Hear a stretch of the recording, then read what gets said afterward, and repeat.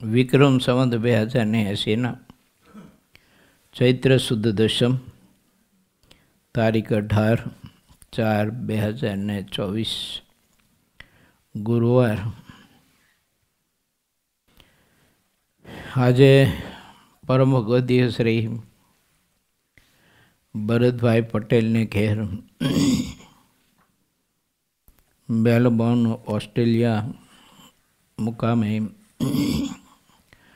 દિવ્ય સત્સંગ સભાનું આયોજન કરવામાં આવ્યું છે. વડતાલ લક્ષ્મીનારાયણ દેવ દ્વિશતાબ્દી મહોત્સવના ઉપક્રમે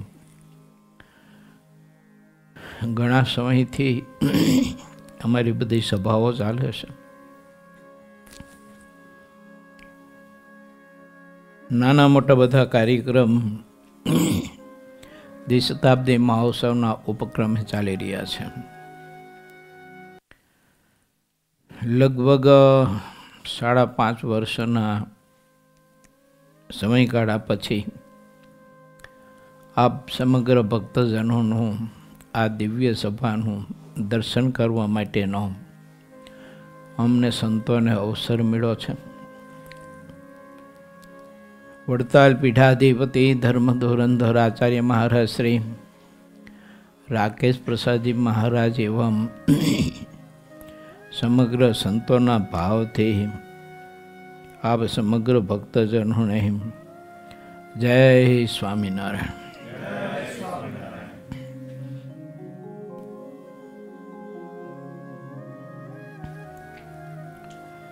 પ્રેમાનંદ સ્વામીની કૃતિ પરેશ ભગતે આપણને સૌ કોઈને શ્રવણ કરાવી. મનુષ્ય માત્રના જીવનમાં પરમાત્માના સ્વરૂપની વિશે જો પ્રેમાનંદ સામે બતાવ્યો હોય એવો પ્રેમ જો થઈ જાય તો આપણા બધાનું જીવન અને આપણા બધાની આરાધના તે સફળ થઈ જાય. કારણ કે પવિત્ર ભરતખંડ અને પવિત્ર સારા આદર્શ સદગ્રસ્તને ઘેર પરમાત્માએ જન્મ આપ્યો હોય તો પ્રભુનો હેતુ એટલો જ છે કે યુગો ને કલ્પોથી આત્મા ભવાટીમાં ભટકતો આવ્યો છે. કેટલા જન્મ લીધા એને ગણી ન શકાય. કદાચ મોટા પુરુષો એવું કહેતા કે આ પૃથ્વીના રજગણ ગણવા હોય તો ગણી શકાય, પરંતુ આ શરીરમાં રહેલો આત્મા એને કેટલા ખોડિયા બદલાવ્યા છે ને કેટલા જન્મ લીધા છે ને એને કોઈ ગણી ન શકે. તો ભગવાને આ વખતે કૃપા કરીને આપણને સત્સંગમાં આવો બધો સર્વશ્રેષ્ઠ યોગ આપ્યો છે. માટે સત્સંગનો મહાત્મય તો આપણે સમજ્યા જ છીએ, પણ વધુ ને વધુ સત્સંગનું મહાત્મય સમજાય અને સત્સંગમાં ગાઢ પ્રીતિ થાય ને એ મહત્વની બાબત છે. જ્યાં સુધી સત્સંગમાં આપણને ગાઢ પ્રીતિ ન થઈ હોય ત્યાં સુધી આપણા મનના સંકલ્પના સંગદોષના દેશકાળના આવરણો કદાચ પરમાત્માથી ભક્તિથી આત્યંતિક કલ્યાણથી આપણને વંચિત રાખે એવા સંભવ છે પૂરેપૂરા. આપણા ગ્રંથો એમ કહે છે, વચનામૃત ગ્રંથ અને ભાગવતાદિક પુરાણો અને આપણા મહાપુરુષો એવું કહે છે કે જીવનનો આધાર તો સંગ છે. જો સારો સંગ હશે તો જે અર્થે પરમાત્માએ આપણને મનુષ્યનું ખોડિયું આપ્યું છે તે અર્થ આપણે સિદ્ધ કરી શકીશું. બાકી આ લોકની બધી સફળતા ઘણી બધી પ્રાપ્ત કરી શકશું, પણ આત્યંતિક કલ્યાણ જીવ પ્રાપ્ત કરી શક્યો કે ન કરી શક્યો ખબર નથી. આ લોકની વ્યવસ્થા અને આ લોકની વ્યવસ્થાની સફળતાઓ જે છે તે આ લોક પૂરતી છે. એમાં આપણે બધા કોવિડના કાળમાં બધા નજરે દર્શન કરી લીધું ને. વાર તો કંઈ લાગે નહીં. કાંઈક બધા લાખો કરોડો રૂપિયા મૂકીને અબજો રૂપિયા મૂકીને બિચારા આવી ગયા. જો બધું એમ નામ પડ્યું રહ્યું.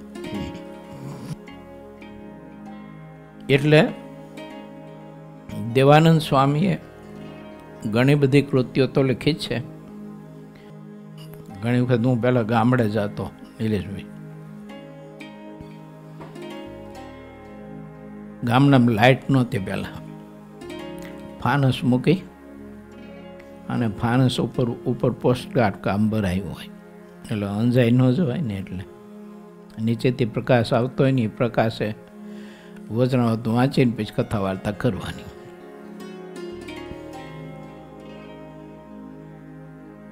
આવો બધો સમય એવો બધો હતો, પરિસ્થિતિ. પરંતુ ગામડે જતો ને એટલે મંદિરના 3 થાંભલા, 3 હરિભક્તો, આવડી મોટી સભા હોય ત્યાં. હવે એના બદલે તમે આ દેશમાં આટલા બધા બીજી હોવા છતાં આખો દિવસ જોબ કરીને થાક્યા હોય તો સત્સંગનો આવો દિવ્ય લાભ લેવા માટે સમય ફાળવો છો બહુ મોટી વાત છે.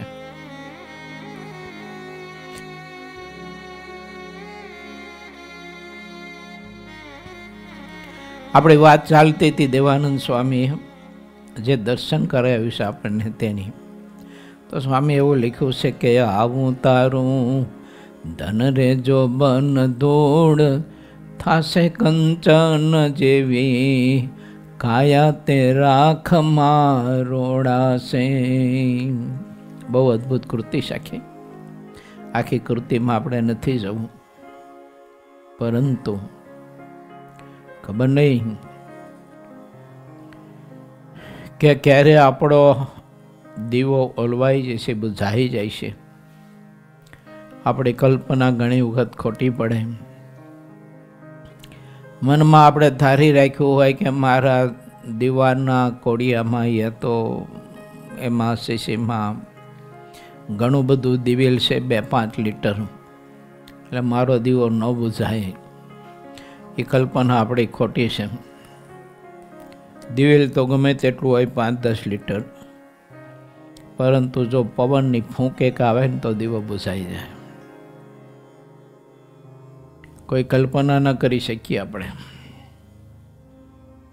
એટલે આપણું જીવન, મોટા પુરુષો એમ કહેતા સાચું એટલું, આપણા શ્વાસ એટલા જ સાચા.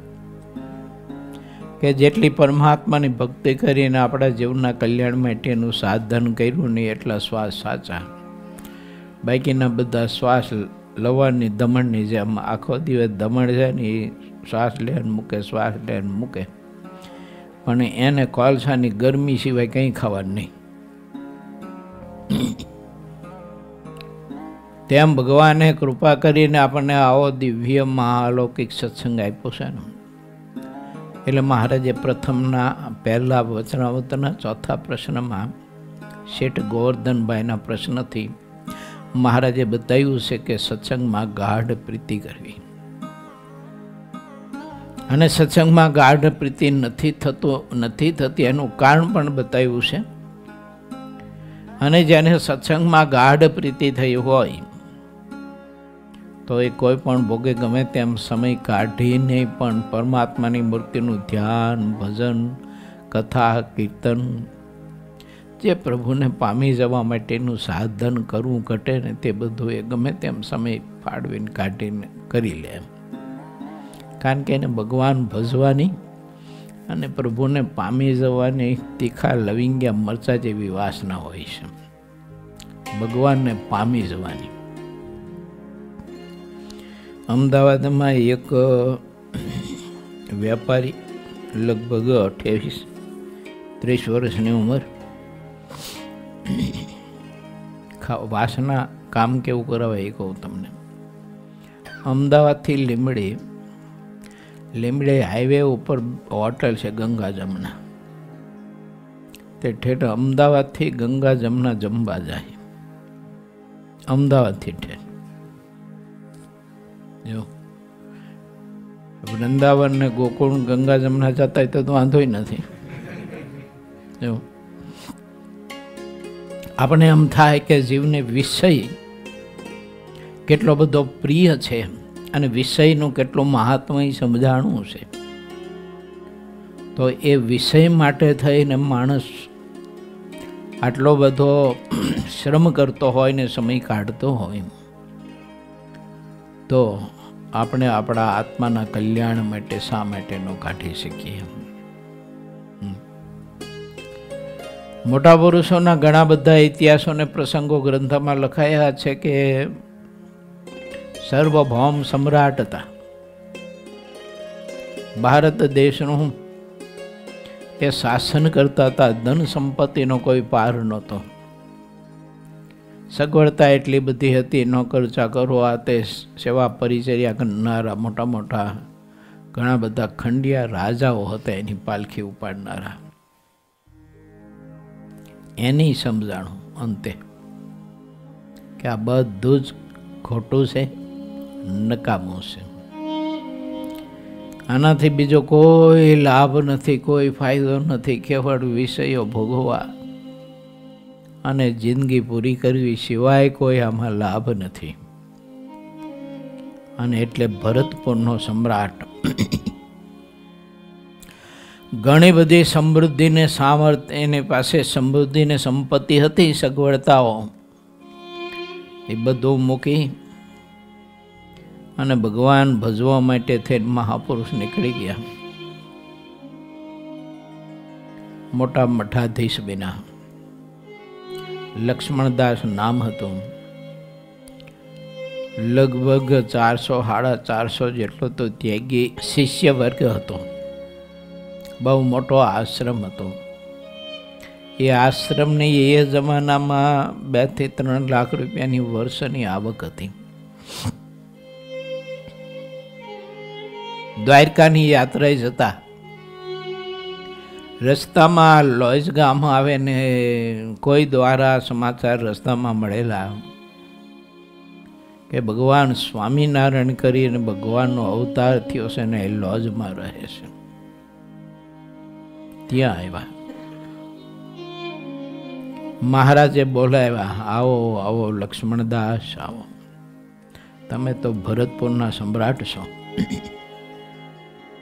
આટલી બધી સમૃદ્ધિ છોડીને તમે ત્યાગાશ્રમમાં જોડાઈને ભારતીય માનવ સમાજને પવિત્ર ભક્તિનો અને મોક્ષનો સંદેશો આપવા માટે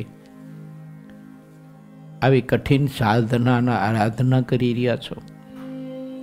પેલા લક્ષ્મણદાસ તો મહારાજની સામે 2 હાથ જોડીને જોઈ રહ્યા. થર્મકોલની પેટીમાંથી બરફની પાઇટ કાઢો ને જેમ ઓગળે ને એમ લક્ષ્મણદાસનું દિલ મીંડું ઓગળવા કે અતતિ ઇતિ, મારો બધો ઇતિહાસ સ્વામિનારાયણ ક્યાંથી જાણે એમ. પણ બુદ્ધિશાળી પુરુષ વિદ્વાન વિચાર્યો કે પરમાત્મા હોય ને તે અંતર્યામી હોય. પછીનો ઇતિહાસ બધો લાંબો છે, પણ વાત મારી કહેવાની એ છે કે મોક્ષનો જ્યારે ખપ હોય ત્યારે સત્સંગમાં ગાઢ પ્રીતિ થાય છે, સત્સંગનું મૂલ્ય સમજાય છે.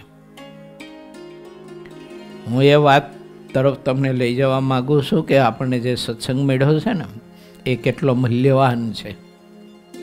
અને એ સત્સંગ માટે આપણા મહાપુરુષોએ અને કેવા મહાપુરુષે કેવો ભોગ આપ્યો છે. 2 હાથ જોડ્યા, મહારાજના ચરણમાં પ્રાર્થના કરી કે હે ભગવાન,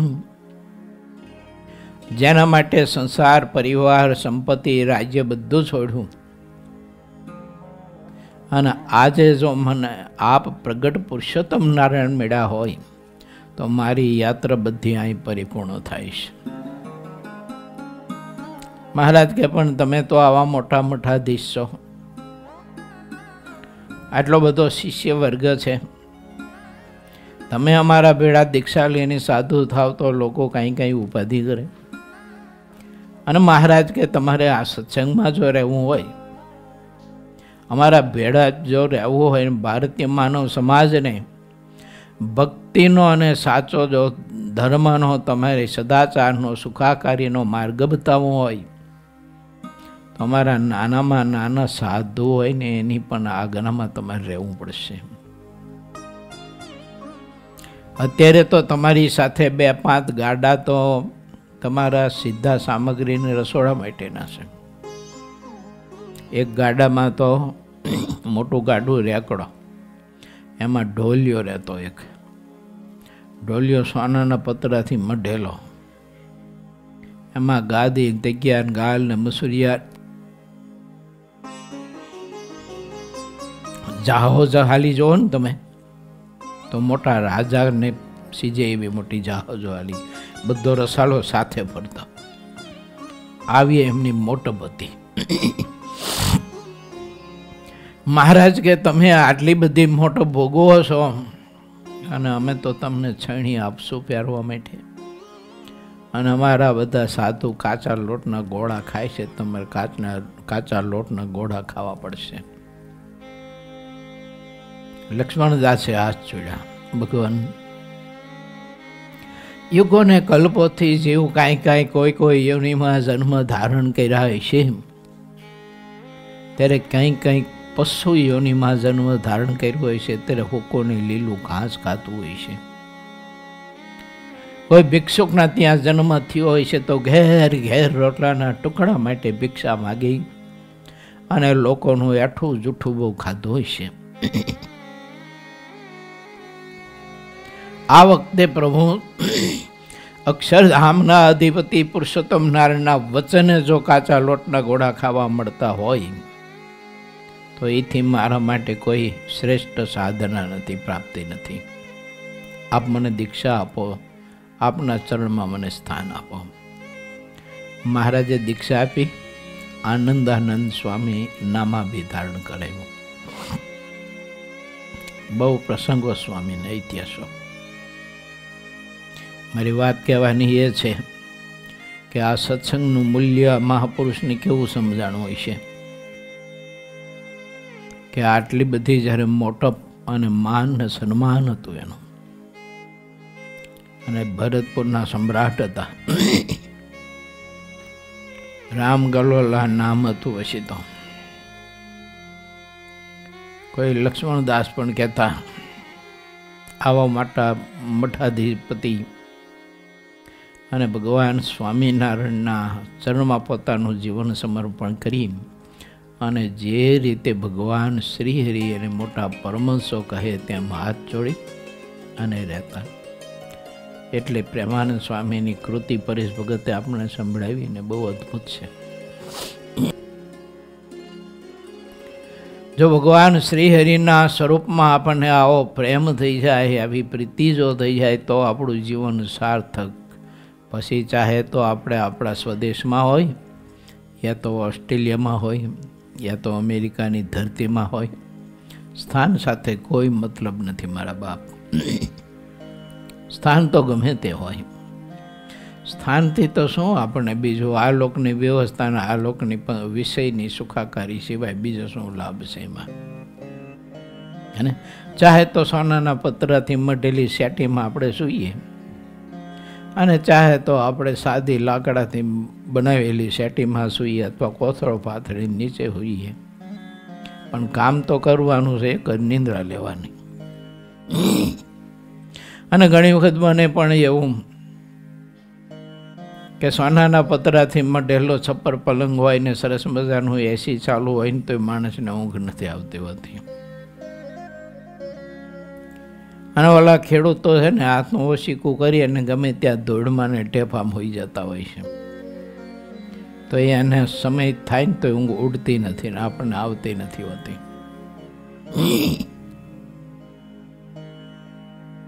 લાભ શું એનાથી? માટે આ શરીર, ઇન્દ્રિયો, અંધકરણ, એના દેવતાઓ એ સત્સંગને અર્થે જો ઉપયોગ આવે ને તો આપણું જીવન સાર્થક થાય. પ્રથમ પ્રકરણનું 8મું વચનામૃત મહારાજે એમાં બતાવ્યું છે કે ઇન્દ્રિયો અંતકરણની ક્રિયા ભગવાનને ભગવાનના સંત ભક્તની સેવાને વિશે જોડી દે, મન કર્મ વચન કરીને સંતનો સમાગમ કરે, શાસ્ત્રમાં વિષય ભોગવવાના કહ્યા છે એ પ્રમાણે વિષય ભોગવે, પણ શાસ્ત્રની મર્યાદાનું ઉલ્લંઘન કરીને વિષય મેળવે ને એને ભોગવે નહીં તો મહારાજ કે ભગવાનને વિશે અસાધારણ પ્રીતિ થાય છે ને. અને જેને ભગવાનના સ્વરૂપની વિશે અસાધારણ પ્રીતિ થાય એને સત્સંગનું સાચું મૂલ્ય સમજાય કે આ સત્સંગ આપણને મળ્યો છે તે કેવો છે તો કે ચિંતામણી, કલ્પવૃક્ષ અને સ્વર્ગનું અમૃત અને અમરફળ એના કરતાં પણ અધિક છે. કેમ તો ચિંતામણીને કલ્પવૃક્ષ આપણને આ લોકની માયિક સંપત્તિ બધી સમૃદ્ધિ આપે. આ સતયુગની કથા છે કે સતયુગમાં કલ્પવૃક્ષ હતા. લોકો કલ્પવૃક્ષ નીચે જઈને સંકલ્પ કરે એટલે બધું જ એને પ્રાપ્ત થતું. ચિંતામણી કોઈના હાથમાં હોય તો એ જે સંકલ્પ કરે તે બધી રીતિ સિદ્ધિ પ્રાપ્ત થાય. પણ એ માણસને વધુ વિકાર કરે, વધુ વાસના વધારે. ખાલી હું સમજવા પૂરતો દૃષ્ટાંત આપું તમને કે અહીંયા આપણે બધા બેઠા છીએ, તમને કોઈ 5,000 મણ સોનું આપે તો એ સોનું પ્રાપ્ત થયા પછી આપણે નિર્વાસનિક થઈ કે સ્વાસનિક થઈ? શું થાય? વધારે બંધન થાય કે બંધન તૂટે? ઉપાધિ કેટલી? ખાલી હોનોનો હાર પહેરીને બહાર નીકળાવે ને તો ઓલો અબજી આવતો નથી ને પાછું કોઈ બાજુ. અને એમાં જો ભારી ગયા હોય ખાલી દાંત, બીજું દેખાય નહીં, પણ ભડભડાટ ચાલુ થઈ જાય. હવે હોય 2-5 તોલાનો હાર તો એ આટલી બધી ઉપાધિ કરે તો 5,000 મણ હોનું કેટલી ઉપાધિ કરે? આવે નહીં રહેતે ઊંઘ. કાળું મકવાણા હતા કરિયાણા ગામના.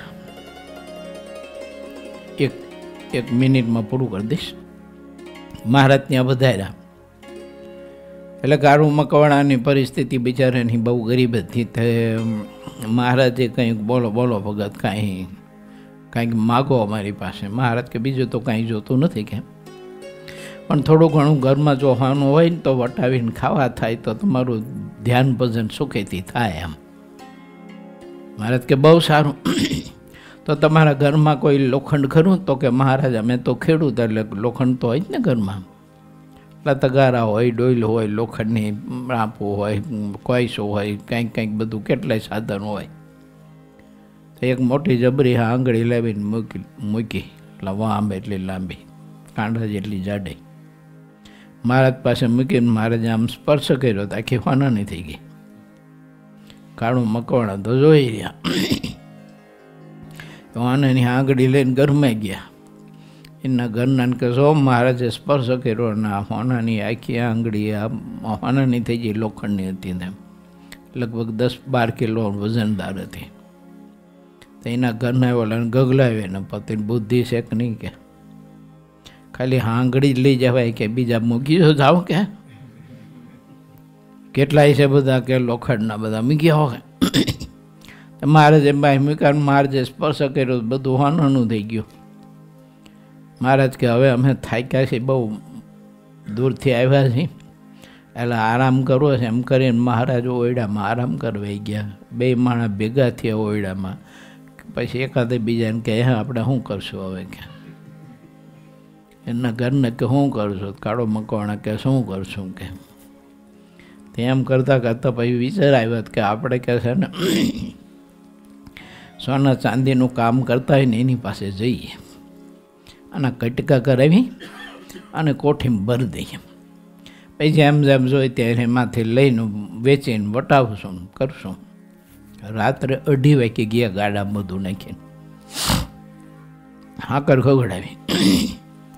પેલા કારીગર કહે કોણ કે હું કાળું મકવાણો, પણ પેલા મને અત્યારે 2:30 વાગ્યા રાતના કે અરે થોડું કામ છે કે ખોલો ને. એને ખોલ્યું શું કામ છે? તો કે આનું થોડુંક છે એના કટકા કરવા, ટુકડા કરવા છે. ઓલાને ખબર હતી કે આના ઘરમાં શાક વગાડવા એક પાવડું તેલ નથી, ધોવાનું કેટલું હોય, આમ છે નાનું એવું બિસ્કિટ કંઈક. તે કારીગરની તો હથોડી કેવડી હોય, આ તબલાની હથોડી લઈને એના કરતાં નાની હોય, હલકી. તે લઈને બેઠા. કાળું મકવાણાને એમ થયું કે આ હથોડીથી શું થાય છે કે તો ઓલે પેલી આંગળી લાવીને મૂકી તો ઓલે જોઈ રહ્યા. હા કે આવડી મોટી આંગળી હોને નહીં કે. તા તો એના ઘરના બકડિયા લાવ્યા ને ડોયલું લાવ્યા ને રાપું લાવ્યા ને દાઢા લાવ્યા ને કંઈક કંઈક લાવ્યા. તો ઓલાને તો થઈ ગયું કે હા કાળું મકવાણને ત્યાં આંગળી ને કોશ ને ડોયલું હોનાનું કે હોનાનું મીંડો રેડું પાડવા. એમાં ચસકી ગયું બિચારાનું. કાળું મકવાણાને મનમાં એવું થયું મારું ભાઈ કર્યું આ સાનું રાખવાનું હતું ને હારો જાહેર કરવા માંડ્યો. હવે કરું છું, હાલો કે ગાડામાં ભરો પાછું કે. તે પાછું લઈને આવ્યા. સવાર પડી મહારાજે ગયા, સ્નાન પૂજા પાઠ કરી અને પછી કાળું મકવાણાને મેળા. મહારાજે કહ્યું કેમ ભગત હવે શાંતિ ને? અરે મહારાજ આખી રાત ઊંઘો છે કયો કે નથી તમારી માનસી પૂજા થઈ, નથી હવાની પૂજા થઈ, નથી માળા થઈ. તો મહારાજ કે તમે કહેતા હતા કે થોડું ઘણું હોવાનું હોય તો એ સુખેથી ખાઈ પીને પછી તમારું ધ્યાન ભજન કરીશું. કાળો મકવાણા કે મહારાજ મને આને ભૂખ, મને શું ખબર કે આમાં આવી ઉપાધિ છે. એટલે મહારાજે વચરાતમાં લખ્યું છે સોનું તો અમને દીઠોય ગમતો નથી. પછી મહારાજ કે હવે શું કરશો? એ કાળો મકવાણા કે મહારાજ હવે કંઈક શાંતિ થાય એવું કરો મારા બાપ. તે મહારાજે હાથ અડાડ્યું હતું ને એવું બધું લોઢું થઈ ગયું. શું કરશો હવે કે શાંતિ થઈ? મારે કે તને શાંતિથી ઓલો હજી ગાંડા કાઢે. પેલા અહીંયા જઈને કિયા કે ઓલું હોવાનું હતું બધું લોઢું થઈ ગયું કે તો એની જરાક ફીટ થઈ જાય. એ વળી પાછા કાળું મકવાણું જય ભગત પણ ઓલો તો હજી થાય એમને આમ રાયડું જ પાડતો. એ કાળું મકવાણાને ત્યાં હા કેટલું હોનું કેટલું હોનું. એનું બાવડું પકડીને પછી એને ઊભો રાખ્યો, શાંત કર્યો ને કહ્યું કે ભલા માણા ઠાકોરજી સ્વામિનારાયણ ભગવાન મારા ઉપર રૂઠ્યા કે અને ખીજાયા, હાથ અડાડ્યો તે બધું હોવાનું હતું યારું બધું લોઢું થઈ ગયું. બોલો કે હે તે ડગરી ફીટ થઈ ગઈ. બોલો વાત એવી છે સત્સંગ ચિંતામણી કરતા અને કલ્પ વૃક્ષ કરતા પણ અધિક છે. શા માટે? તો આત્મા યુગોથી વિષય વાસનાઓમાં રચો પચો રહી અને એટલો બધો વિષયમય થઈ ગયેલો આત્મા. એના કારણે એને કેટલા જન્મ લેવા પડ્યા અને બધા જન્મોમાં એને કેટલા કષ્ટો કેટલા દુઃખો સહન કર્યા. આ સત્સંગ મને ને તમને આમાંથી મુક્તિ આપે ને એવો આ મહાદિવ્ય સત્સંગ આપણને પ્રાપ્ત થયો છે. અને આ સત્સંગ માટે આપણા મહાપુરુષોએ બહુ જ કઠિન તપસ્યાઓ કરી છે. ત્યારે આ સત્સંગ આપણને મળ્યો છે. પ્રારંભમાં કશુંય નહોતું.